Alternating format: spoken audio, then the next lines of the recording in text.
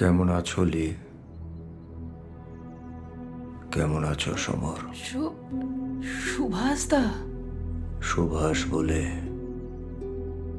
এখানে কেউ নেই লীলা দেবী। তুমি যার কথা বলছো সে অন্য মানুষ। আমি 10 নামী সন্ন্যাসী। সন্ন্যাস নেওয়ার পর তার আগের জীবন আগের জন্মের মতন হয়ে যায়।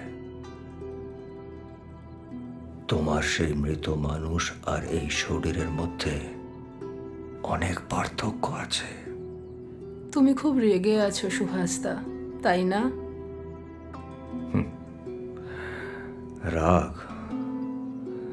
যার বাবা মা থাকতে বাবা মা নেই, যার ভাই বোন থাকতে ভাই বোন নেই, যার দেশ থাকতে দেশ নেই, নিজের দেশকে দেশ বলার অধিকার নেই, সে কি রাগ করতে পারে? হ্যাঁ, অভিমান করতে পারে।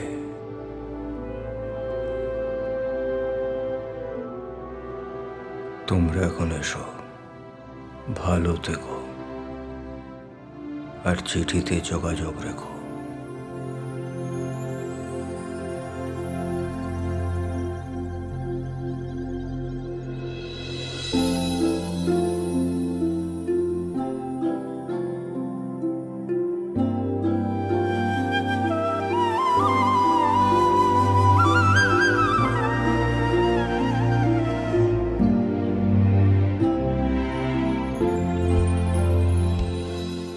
ধন্যবাদ মিলর্ড।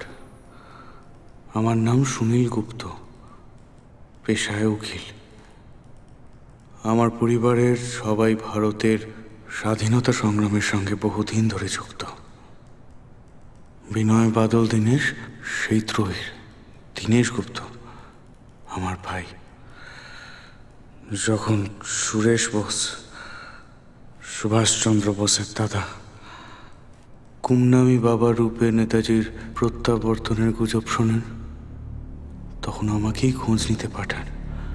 কারণ আমি নেতাজিকে খুব কাছ থেকে দেখেছি। আমি যখন খোঁজটা নিয়ে আসি,